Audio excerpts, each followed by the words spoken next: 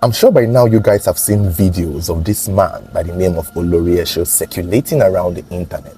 He's said to be a serial killer, a serial murderer, a serial terrorist, a serial bully, a serial armed robber, a serial everything. Well, wait till you find out the things that this man has been accused of doing. That is how you will know that God, this man is a devil. 44-year-old Wasiu Akiwande, popularly called Olio, was said to have terrorized the neighborhood of Mushin in Lagos State for many years. He was first arrested in January of 2016 during a gang war, but he was later released without trial.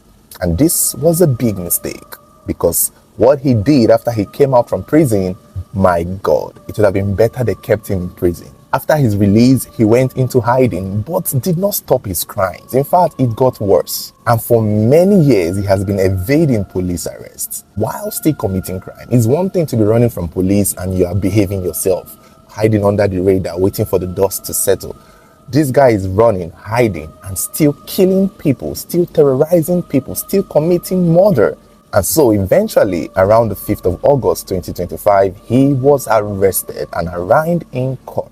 And the court, hearing all the things he's been accused of, including family members of victims he has killed, decided that they keep him in Kirikiri for 30 days till they figure out what to do with him. Because this man is a case.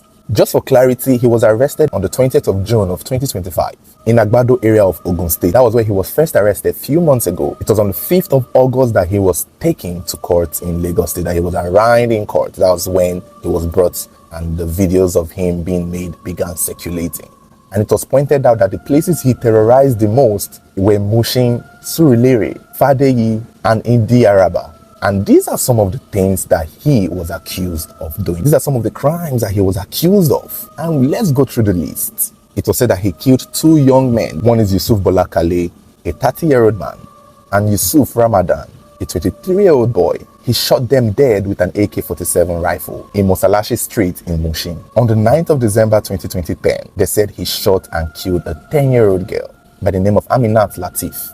They said the little girl was just running on an errand when this bastard opened fire on her, shot and killed her. It's unclear why he did it, if it was an accidental discharge, but at this point, no one cares. He did it and he should deal with it. This happened in 2010. 2010. Remember, he was arrested in 2016 and they still did not try him and punish him for this. In 2010, he killed an innocent 10-year-old girl that they sent on an errand. Was he toasting the girl and the girl refused or what? Or was he trying to punish the girl for what the parents did? We'll never know. And frankly speaking, we don't care. He should burn in hell for it. In 2011, this bastard shot and seriously injured an elderly woman. A 59-year-old woman by the name of Awawu Ajalara. He shot both of her legs, leaving her permanently disabled. I think the woman is still alive, but she is disabled. Why did it take so long? This is how you know, because when they raided his house, they found series of weapons. The guns and the bullets and the ammunition found in this man's possession can only suggest that there is somebody supplying him these arms. This is not hunter's gun. These are sophisticated weapons that only the police should have. But somehow he has it, which in my opinion shows that he had an insider help. Because how else did he get away with all of this? 2010, 2011, and he was arrested in 2016 and they did not try him? You have got to be kidding me. In April of 2025, he tied up a man named Muhammad Ali and basically threatened him, beat him up just so that the guy can spill up on where one of his boss was. I don't think he shot and killed that one. He just terrorized him, traumatized him basically. In his possession, along with the weapons, the knife, the guns, the bullets, the ammunition found in his house, they saw 13 stolen international passports belonging to people from Nigeria, Guinea-Bissau, Guinea, and even Cameroon. It was also said that he forcefully took people's land between 2009 and 2022, threatening to kill anybody who challenged him on those lands. This is a serial bully. It was also said he caused fear in the streets of Mushin, that he would just wake up one morning and just be parading with guns. He made himself some kind of king of the gangs, led gang war, made it difficult for certain people to live in those neighborhoods, like he was a living nightmare. So much so that when he was taken to court, families of victims he had killed, he had terrorized, he had bullied, taken their land, especially those he had murdered, came out to speak to the press because they are hoping that this will be the last time that they would have to deal with this, and hopefully he's found guilty of all the crimes and kept in prison for a longer time. Some people are, however, still afraid to speak on it. Some people are afraid to speak on him. People who he had offended, people who he had even killed, their families are afraid because they worry that this man is so connected that he will not be found guilty.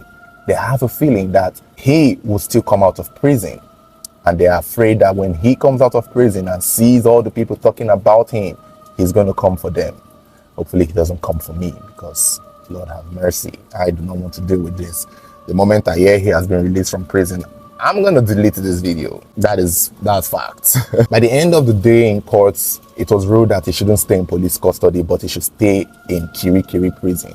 The case was pushed to 4th of September, and we will just have to see how it goes. I, for one, feel like this will be the nail in the coffin for him, because it's a different time now. 2016, not many people paid attention, but right now everybody is listening and everybody is paying attention, and it's a new era, a new government. The people who most likely protected him in 2016 are not longer probably still there. And that's the thing with this kind of criminal business. Even if you have a police officer indoor or somebody in power that is protecting you, how long will they stay in power? Eventually, those people will be done, they would retire, they'll most likely be fired because they will be caught doing other things, and your protection will be over and done with. And eventually, you would have to face the law. But you guys let me know your thoughts. Do you think he will come out of prison? And if you ever lived in Mushin or all these areas where this guy terrorized, and you know of him and may have been a victim of him, let me know your thoughts in the comments.